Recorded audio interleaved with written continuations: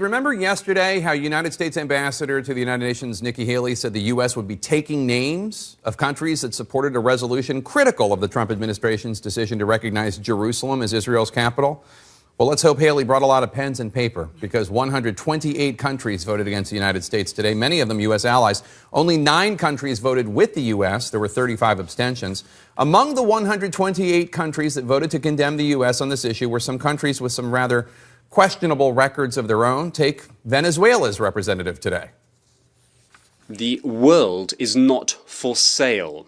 The world is not for sale, and your threats imperil global peace. The U.S. imperils global peace, says the representative of Venezuela, a country in a humanitarian disaster, with violence in the streets, an economy in complete collapse, citizens malnourished, dying children being turned away from hospitals, starving families joining street gangs to scrounge for food. On what moral platform does the government of Venezuela stand today? Not to be outdone, of course, the U.S. also got an earful today from Syria. We're in the 7th year of the brutal Syrian civil war that has killed 500,000 people and displaced millions. Syrian President Bashar al-Assad has used chemical weapons against his own citizens, including children.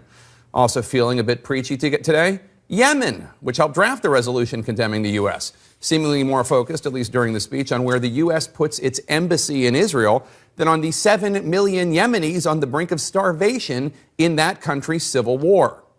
In light of the sensitive circumstances that our region is experiencing and which constitute a threat to international peace and security.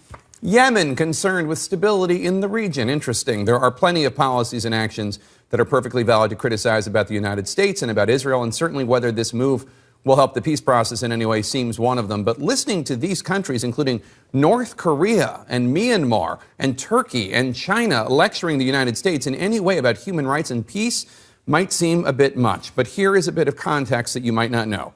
According to UN Watch, which monitors the United Nations General Assembly from 2012 through 2015 has adopted 97 resolutions specifically criticizing an individual country.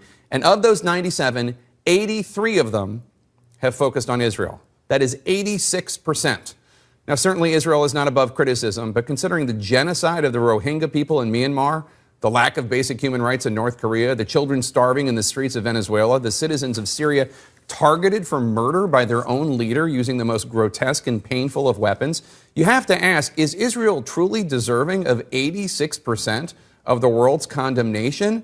Or possibly is something else afoot at the United Nations, something that allows the representative of the Assad government to lecture the United States for moving its embassy?